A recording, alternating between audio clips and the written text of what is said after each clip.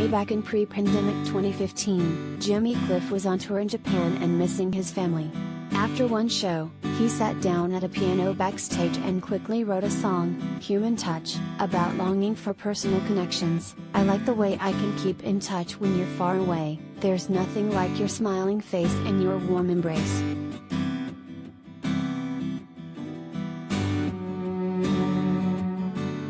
Cut to 6 years later, and Cliff, finishing up his first album in nearly a decade, realized that in the COVID-19 era, the message of human touch took on a new meaning. The track, out today, will be included on the reggae legend's forthcoming album Bridges, which includes collaborations with numerous producers, including Mark Batson, who's worked with Jay-Z and Eminem, and Ghanaian musician-producer Kwame Yeboah.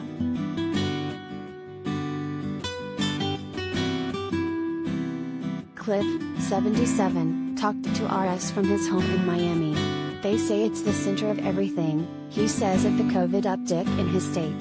But I'm well in writing and exercising.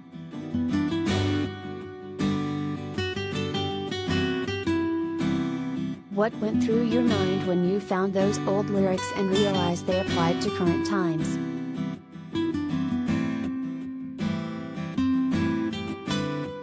I said, well, this is a good song. An appropriate song.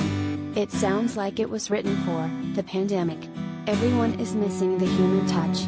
So I'm sending out that message to the COVID virus.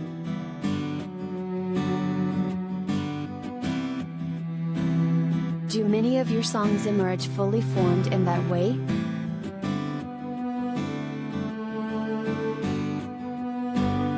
Some of my best songs come like that, like many rivers to cross. I was living in London and used to go across the channel from London to France or Germany, and thus you have White Cliffs of Dover. I was in New York and I was finishing up songs for mixing. On my way to the studio, I said, what if I finish this one new song and get it recorded? In 15 minutes, I'm walking into the studio and say, can you do this one song I just wrote? I sang it to the musicians on my guitar and the players just went, wow, and in one day we were done. I love when songs come like that.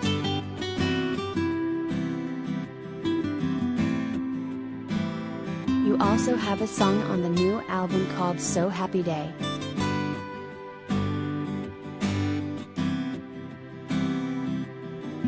That's another inspirational song. I decided that, despite what's going on outside, it's a happy day. What's the point of looking down? Look up and look forward. Smile. It's more important now than ever with this COVID thing. I look at COVID like World War III. It's more dangerous than 1 and 2. It's invisible. And it's not just Europe and America, it's the whole planet. You need something to boost you up, and outside of a shot of alcohol or something like that.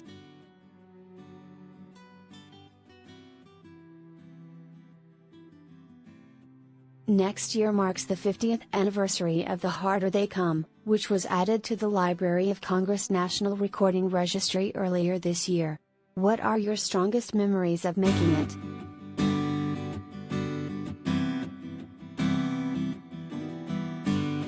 We all went into it with a very positive mind, saying, this is Jamaica's first full-length movie. We want to get it right. We all want to be stars from it. Laughs.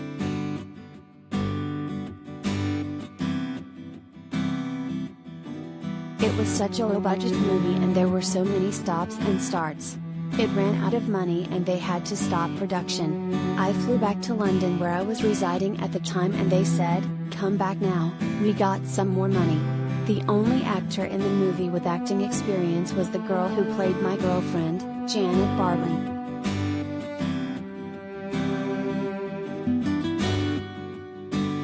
I really wanted to act.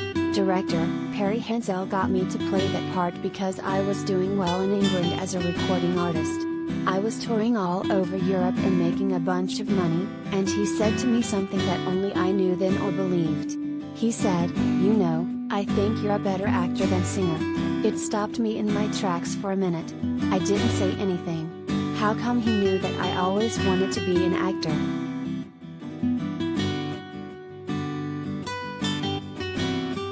The movie wasn't originally called The Harder They Come, so did you have to write a new song when they changed the title?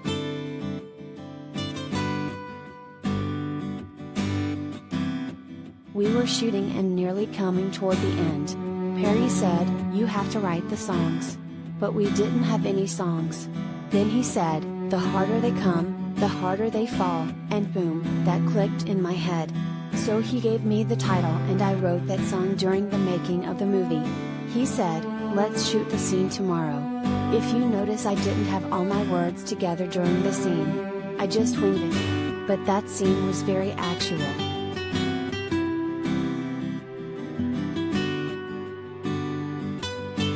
Do you keep up with current reggae acts?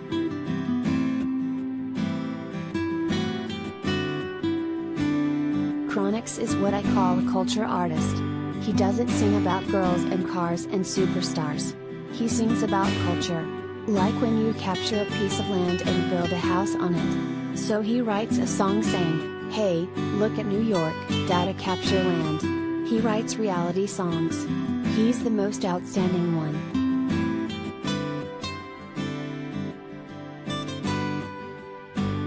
Last year, we lost Toots Hibbert. How close were you to him?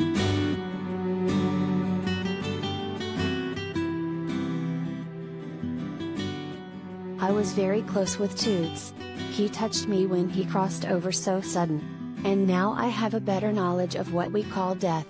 It's just a transition to the other side of existence. The physical body is not the end. The body is still there but moves to a higher plane. It stays circling around out there in this atmosphere. It depends how you live your life.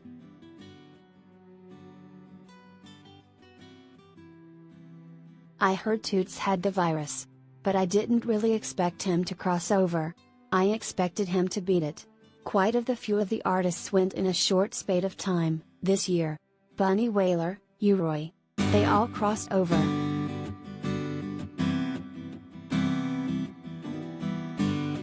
Hope you're staying healthy.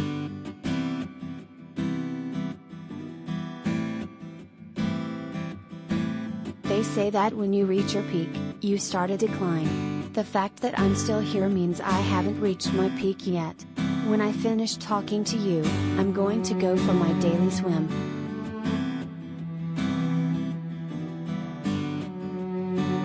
Do you still use ganja?